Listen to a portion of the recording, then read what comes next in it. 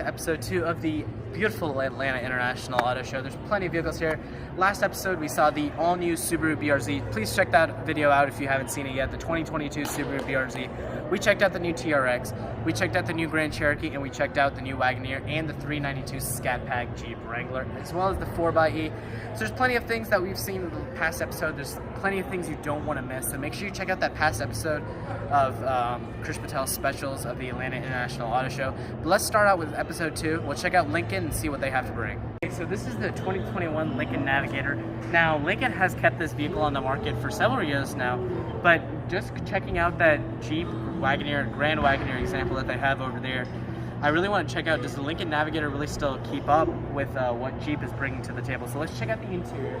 We saw, if you want to check out the last episode, please do. We go over an in-depth analysis of the all-new Wagoneer and Grand Wagoneer, but let's check out the Lincoln Navigator and see if it matches up. Now, climbing in here, of course, being on the last generation F-150 frame, you have the same gray interior. I love the Sync 3 infotainment system. It's still really big, really clear. I really like all the buttons in here. The switchgear always feels really good in a Lincoln product. But you have that gauge cluster in there. It looks really cool. The steering wheel is also very nice. But everything in here still feels really fresh and still feels really good compared to that Jeep Wagoneer. So I really think the Lincoln Navigator and the new Cadillac Escalade really present good competition with the new Grand Wagoneer and Wagoneer. Right here next to me we have the baby SUV of the Lincoln lineup. Of course I'm talking about the Lincoln Corsair, based on the Ford Escape, the all-new Ford Escape, which a review's coming. Stay tuned, subscribe. Review's also coming on this. So make sure you guys stay tuned and subscribe. We have it coming for you. Checking out the interior, it's the same basic layout that you see in a lot of other Lincoln vehicles. It's really cool, really tasteful. Of course, you have that digital gauge cluster as well as the Sync 3 system in the middle. It's nothing wonderful, it's nothing revolutionary that Lincoln has really changed in this vehicle for the upcoming 22 model year. But I really think it still presents a solid option. It's thousands cheaper than something like an Audi Q5 or even a BMW X3. So the Lincoln really has a good value proposition here. Now the vehicle that's next to me has been on the market for several years. First started life as the MKX, then moved on life as the Lincoln Nautilus, and now it's still the Lincoln Nautilus, but it's also got a completely redesigned interior. Before it was getting a little bit dated. It kind of looked like a Ford Edge, just luxurified, if that's a word. But for the 2021 model year, I believe, they've completely revamped the interior, and I'm really impressed with what Lincoln has done here. You can see the really plush leather. I really like the design, the stitching that they have on it. You have a much larger sync system that Ford Lincoln has put in there. The steering wheel, I really like the two-tone that's on the steering wheel. It looks really cool. But every feature in here, again, Lincoln's really having to fight for a value proposition here, because competition is the BMW X5, the Mercedes-Benz GLE. So is this keeping up? In my opinion, because of the value proposition that it offers, yes, it is keeping up with those competition. The GLE, of course, and the X5 are significantly more expensive than the Nautilus that you see behind me. So that's where the Aviator actually comes in. So if you want to follow me, this is this other midsize offering by Lincoln, and it is known as the Aviator. So if you check this out, this is the 2021 Lincoln Aviator. This one's actually a hybrid, believe it or not. It's a really cool, let's see if it'll open. You can see the plug-in hybrid door right there. So it offers right around 56 miles per gallon equivalent, which is really impressive for an SUV of this size. I really think that's really awesome. This one next to me is actually right around $85,000 in terms of MSRP. So let's see what you get for the money. So go ahead and hopping inside. Let's put a mask on just to say Corona safe. Coming inside, of course, I really like this little cloud animation that's playing in here. But all the leather, the brown leather, and this brown wood, everything fits together very nicely. Console's not moving or creaking, anything like that. I really like this tasteful. If you want to come here and take a look at the steering wheel, there's actually a interesting voice command button right there. Very weird, very cool. Again, the steering wheel is great. Everything's great in here. I really like the grips. I really like the Sync 3 system that they have here. All really great. Taking a look at the door panel, there's nothing to laugh at. The speaker grills are very nice. There's actually 3 different speakers in here, which is very weird, very cool. There's this tasteful amount of gloss black plastic, nothing outrageous, but overall the door panel is great. Checking out the interior, if you just want to check out the seats. Of course, you have Lincoln signature multi-contour seats. They look really great in this brown color. I haven't had the ability to actually take a Lincoln out on a test drive yet. I'm eager to check one out, but I obviously believe that the multi-contour seats in there are really comfortable, really great. You can check out the second row if you want to go ahead and hop in there and take a look inside. You have the center console in there, and you can see those backs of those multi-contour seats. Everything's really great. You actually have a digital touchscreen in the center console down there. If you want to take a look down there, you see that center console. Of course, you have the digital screen to control all your AC and things like that. But of course, it's very tasteful, looks very clean. And for $85,000, this thing's, again, really offering a big value proposition with those German and Japanese rivals. So Lincoln's really saying, choose me, choose me. And why would you choose a Lincoln? Because the value you get. That interior, you would easily pay over $100,000 in any other German product. Taking a look around Lexus's entire portfolio that they have here. Now, nothing's really changed in the Lexus lineup for 2022. So what I've heard is actually for 2022, Lexus is bringing a lot of new products. Things like the LQ are coming out, which I'm really looking forward to. But of course, on this side, you have the ES. A review is coming for that. If you're interested in the Lexus ES, make sure you subscribe. You don't want to miss that video. Same with the Lexus UX. Basically, every vehicle you see behind me in the Lexus fleet, I do have a review on coming, made and ready to go. It'll be coming, so make sure you subscribe so you definitely don't want to miss those videos. They're very in-depth. I spend a lot of time with the vehicle, so you get an in-depth analysis of the vehicle overall. But here we have the, larger SUV lineup. Of course, you have the Baby UX right here. You have the mighty 4Runner-based GX over there. Nothing is really changed. If you want a full review on that, make sure you subscribe. You'll get a full in-depth review on the GX. Same thing with the RX. You have a full in-depth review of the RX on its way. And the LX one will actually drop within the next 2 weeks, is what I'll say. So you'll definitely have a chance to see the all-new Lexus, well, not really all-new. It's been here for many years, but the 2021 Lexus LX 570, you'll have a chance to review that, or see that. Of course, you have the Lexus NX 300 looking very tasteful here. Again, nothing's really changed with it. A review will be coming for it, but it looks really clean, looks really good. Now over here, what I want to show you actually is they have the LS and LC, full array of them, all available for us to view. So let's go here and check that out. So here we have an LS sedan, of course. A review for that will be coming shortly. Same thing with the LC convertible and the LC coupe over there. All really good on the show floor. Really like this tasteful baby paint we have here. This one, of course, the coupe starts at right around $100,000. This one's $111,000 is the way you see here. You can see the interior. Again, a convertible review will be coming, so make sure you subscribe if you want to see something like that. Same thing with the coupe over there. We will have a review for those coming right now, so no need to really take an in-depth analysis here at the show. Now, something you really won't see anywhere else is this. If you turn the camera, this is the all-new IS500. That's not available on showroom floors yet. You can't go to a dealer and just see an IS500. So being able to see the IS500 here in the flesh, here at the Atlanta International Auto Show is really cool. And they have it brought here in a very interesting neon spec. I really like it. They have Radiform wheels on here. I assume because it's the sponsor of this show for the vehicle. But overall, if you look on the front here, you can really see everything. You have the wood, looks really modern, looks really cool. You have the F-Sport wing back there, which is all really cool, really nice. And as you've seen in my Lexus IS350 F-Sport video, there's a Lexus IS350 F-Sport right there. So that one's a white one, white example. I have a blue example for you. If you want to check that out, make sure you click the banner up in the top right. Here we have a darkened Lexus. Of course, you're not going to be able to buy this on a dealer lot, but you can really see an example of the IS500. You have a tasteful IS500 badge right here, as well as those signature Lexus basically F-Series quad exhaust tips. Basically is what you see right here. You can see that quad exhaust tips with a really aggressive diffuser. Now this obviously has a body kit on it. This is a carbon fiber spoiler, so you're not going to see this on a dealer lot anywhere. Same as any other IS350. Make sure to check out my IS350 S-Sport review for that. And when this does hit dealer showrooms, I will be doing a review on it, so make sure you subscribe. You'll get to see that. But right now all the interior electronics are on. But it's no different than any other Lexus IS350 F-Sport. It looks the same. Other than basically what's packing under the hood, which is a 472 horsepower 5-liter V8. The same one that's in the RCF, making it right about the same power. Of course, this is everything like LSDs and things like that. But I can't wait to actually see this on a dealer lot, take it for a drive, and see what this car's all about. Toyota, of course, has a lot of things to bring to the table, being Lexus's parent company. They're right next to Lexus. So let's check out what we have here. This is the Highlander XSE. Now, it doesn't really add any type of power, but it's mostly just an appearance package. You can look on here, you see this body kit right at the bottom. You can see the extension in the front is just a little bit more significant than on a standard Highlander. But overall, it's really great. will be getting a review on this shortly, so make sure, again, subscribe to the channel, smash that subscribe button, smash that like button. There's a lot more content to come. But just taking a quick view here at the auto show, you can see it's a really great vehicle. The seats are really great, the space is really great. Everything looks really cool, everything looks really great. The interior is something that I've been really proud of with the Toyota Highlander, and of course looking at the front dashboard, there's nothing to complain about here. If you want to go ahead and take a look in there, everything looks really tasteful. I would get this in the red interior if I were to buy it, but other than that, the Highlander is nothing super interesting. So let's go check out the new Sienna, which is actually the newest product that's actually here at the show floor.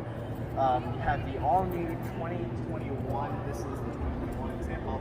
It's in this very interesting green color, which Lexus and Toyota have been doing a lot of. But of course, coming up front, you have tasteful LED headlights, a massive grille. Toyota and Lexus have been doing those massive grills, but I think that their designers over in Aichi, Japan, have been doing a wonderful job with a really molding a big grille into the overall design of their vehicles. Now, again, we will be getting a full review of this vehicle, but just right now, check out what the Sienna has to offer now that we have it. Of course, this being a minivan, you have plentiful amounts of space. We did review the Kia Carnival. That's coming out shortly. Coming into the interior, if you want to just show me up here, you have a really nice steering wheel, really great grips. Actually, something I'm really impressed with is the dashboard in here is very low. Now, I am a decently tall person, so anybody shorter than me would have no problem being able to see out of this vehicle. One thing that I would say is this console sits a little high. It's perfect for me. The console comes right at where I would have mine, but somebody shorter than me might have a little bit of an issue getting completely comfortable in here. But of course, the screen's really great. Somehow they took out the volume knobs in here, which is interesting. Of course, the shifter is really great. I really like the plentiful amounts of storage in here. I really like the center console. I never really liked how there's just open space in a minivan. It makes it feel a little bit cheaper, but the way that they've molded the center console in here with the shifter, with these nice armrests, with this storage cubby in here, it's all really great, and I'm really impressed with the Toyota Sienna. Behind me is the epitome of the Toyota 4Runner lineup. This being a TRD Pro, has every off-road option that's really available for the 4Runner TRD Pro.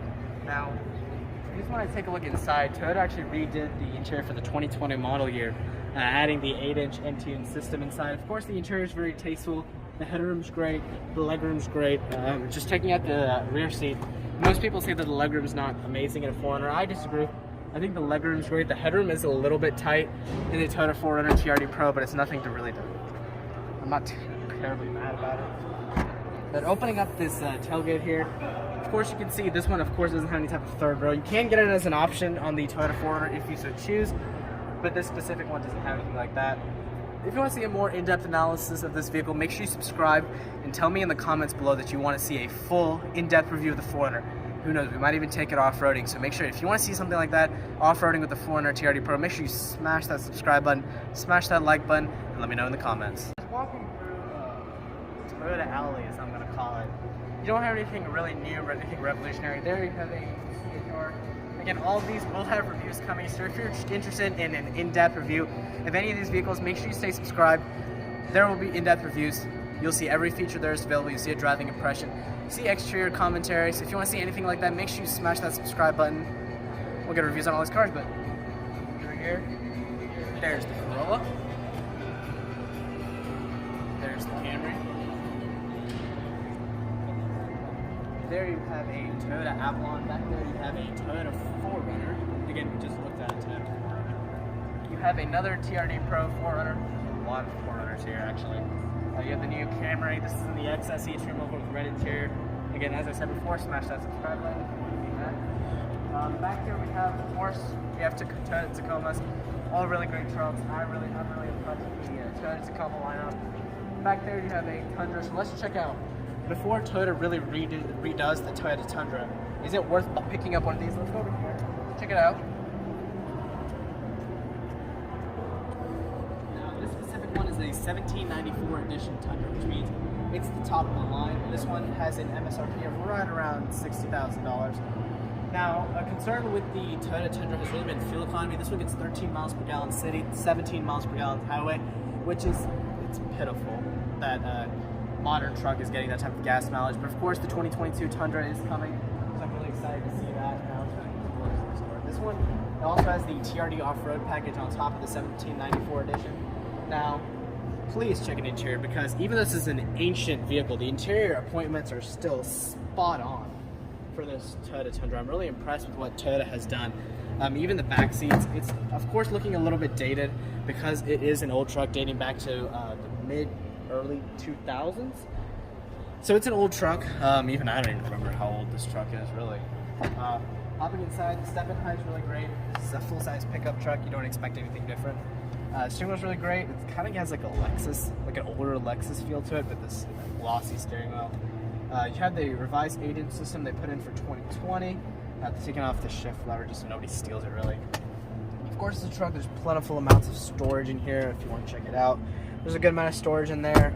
Everything else in the dashboard is really great. I really like these perforations that they have here. Of course, the seats. Now, the seats are something that I'm very impressed with. These seats are all around the side. They're perforated down the middle. I love the seats. That's like it's sitting in a couch. But of course, if you want to do truck things with your Toyota Tundra, there's plenty of space to do truck things. The bed is huge. This one here is a 5.5-foot bed, roughly 5.5-foot bed. I don't know the specific figures of this bed, but it's really great. I wish there was some type of step, but I'm sure Toyota will offer that on their next generation Toyota Tundra. So behind me you have a TRD Pro version of the Toyota Tacoma. Now we just took a look at the TRD Pro version of the Toyota 4Runner, and this is the truck version of it. So let's check it out. If you want to see back here. Back seat, we'll start with the back seat of the Toyota Tacoma TRD Pro. Now it's nothing amazing, spectacular, but there's plenty of amounts of space, plentiful amounts of headroom. Climbing in here myself, it's a little tight, you can tell. I'm 5'10", it's a little tight, I'd admit. The headroom is great though. Yeah, you don't want to put 4 adults. If you really want to use this for road trips, get that Tundra behind me. But let's close this one up. Hopping inside the front of the Toyota Tacoma TRD Pro, now this is where you want to spend time. Seating position is actually really impressive, really great.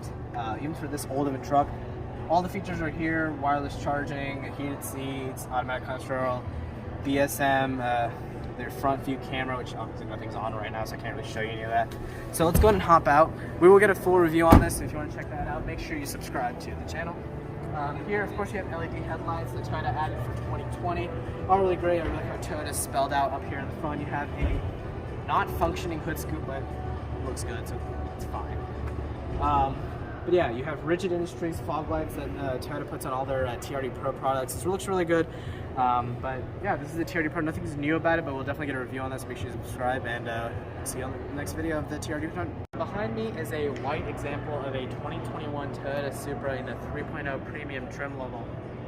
It looks really great. This one pumps out right around 382 horsepower because of the refresh for 2021. They added a little bit more horsepower over the 2020 Toyota Supra 6-cylinder models. But nothing really has changed overall in the exterior or the interior from the 2021.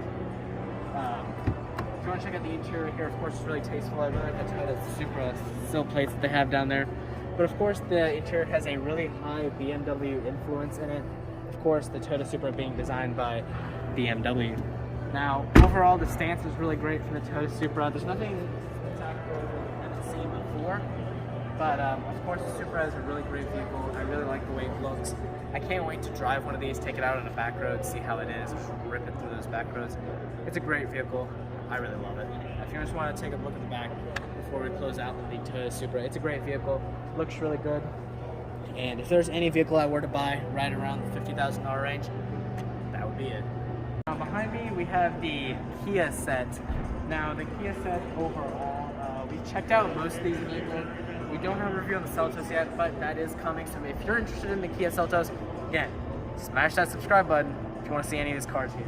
But we do have a review on that Sorento over there. We have a review on the Carnival and the Telluride. So in-depth videos on all those vehicles are available on my channel, so make sure you check those out. But overall, there's nothing major to see at the Kia booth, but we will take a tour through it. So if you follow me, we'll take a very brief, very quick tour. And of course, you have the Seltos SF, which is kind of a fully loaded version. And a subcompact entry for a Kia. Over here we have the older, well, basically compact offering for Kia. This is the Sportage. This is on basically a roll to be redesigned, so make sure you stay tuned for that redesign of the Sportage. Here we have a very interesting build of the Kia Sorento. We have a review on that, so make sure you check that out. It's coming. And here we have a Playwright SX. We also have a review coming on that, so make sure you stay subscribed to know when that video drops.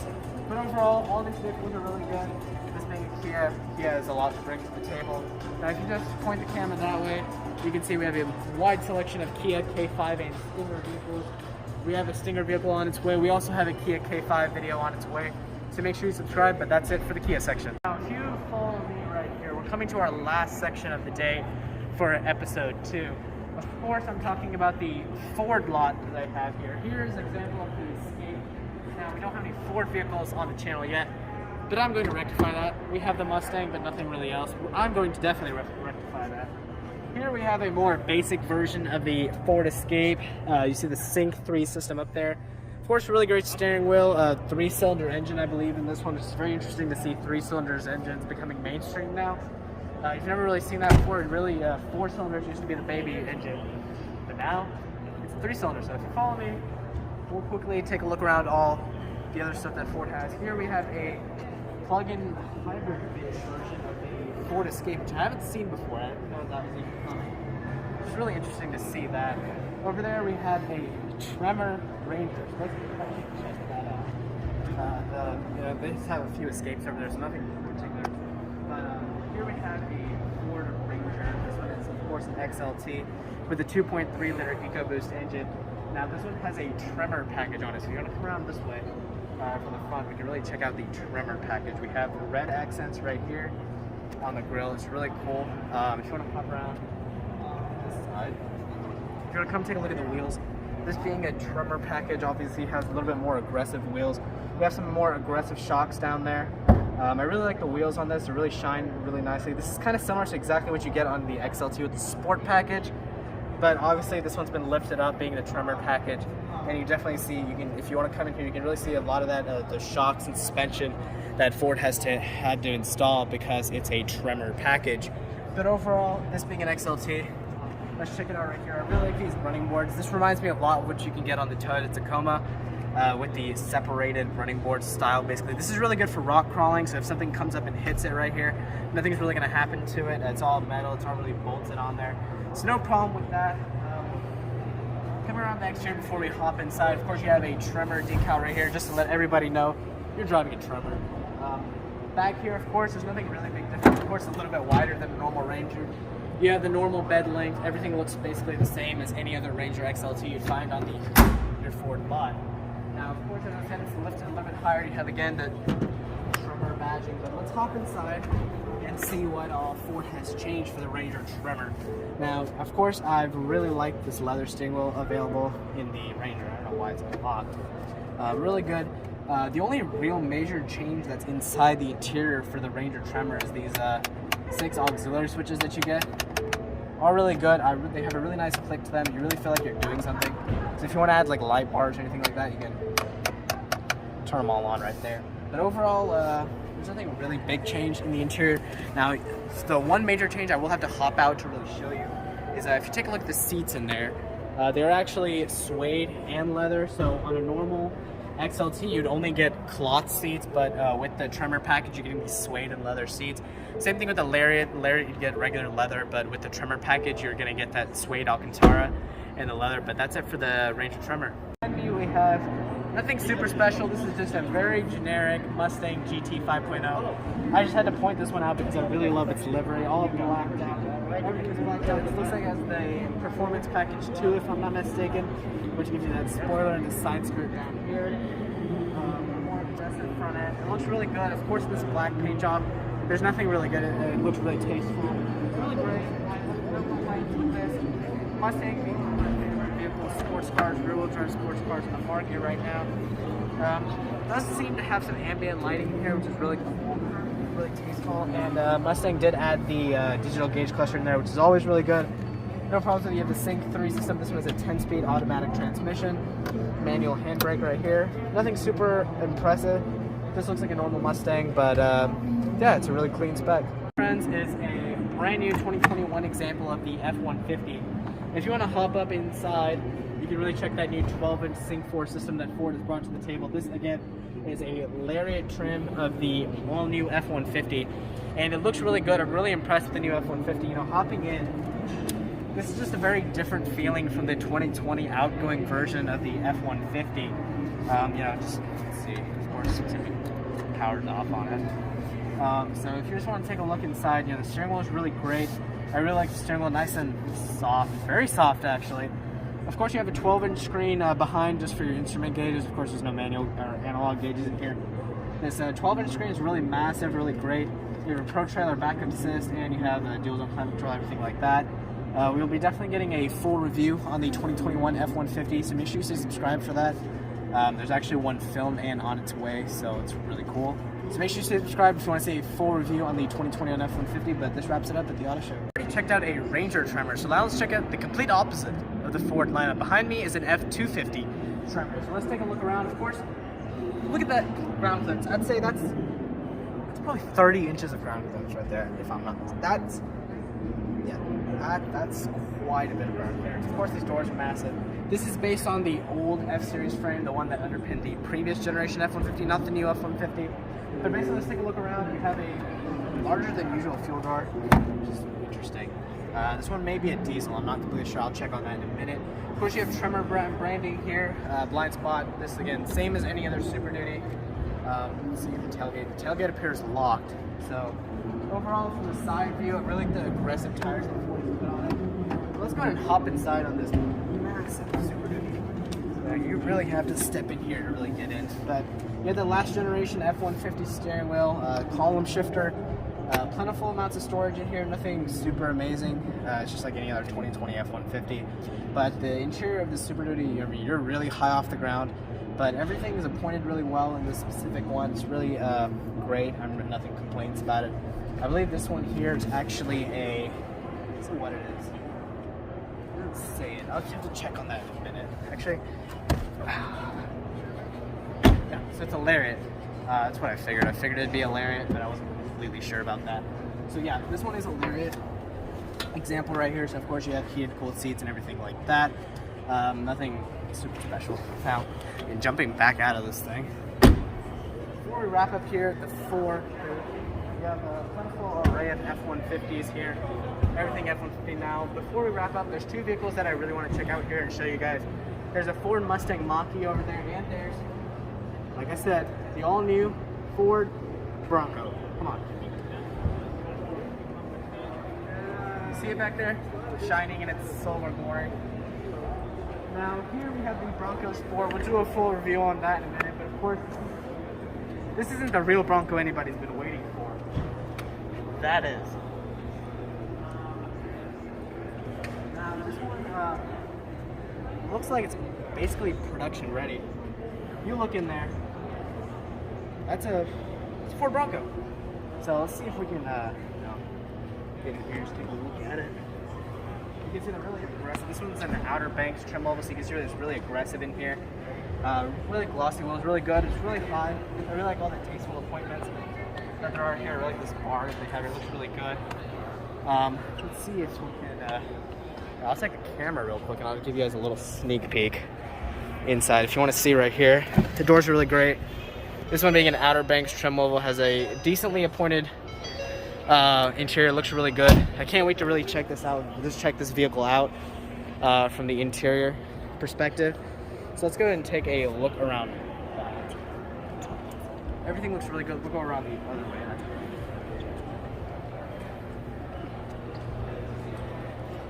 So here we have the Ford Bronco. Here's the tire out back. You can see the really rugged things. So I can't wait to see this all-new Ford Bronco on dealership lots. It should be coming relatively soon, so I can't wait for that. And well, yeah, this is the 2022 Bronco behind me. Can't wait to drive it. Back there is a little bit congested over there, so we'll stay a little bit away. I have a full review coming on the Mach-E anyway, so make sure you stay subscribed for that. I'll show you all the ins and outs of the all-new Ford Mustang Mach-E. But you can see it behind me, of course.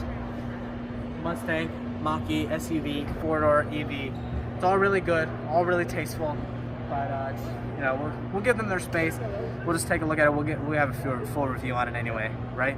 So make sure you stay subscribed for that. But that really wraps up episode 2 of this Atlanta International Car Show feature, basically. So make sure you check out episode 3. We're going to be doing a lot of supercar content. So really, we've seen all the basic makers that are here. We haven't checked out any of the supercars that are over there. So make sure to check out episode 3, which will be dropping tomorrow, which would be Friday, April 16th. This should be episode 3 will be dropping.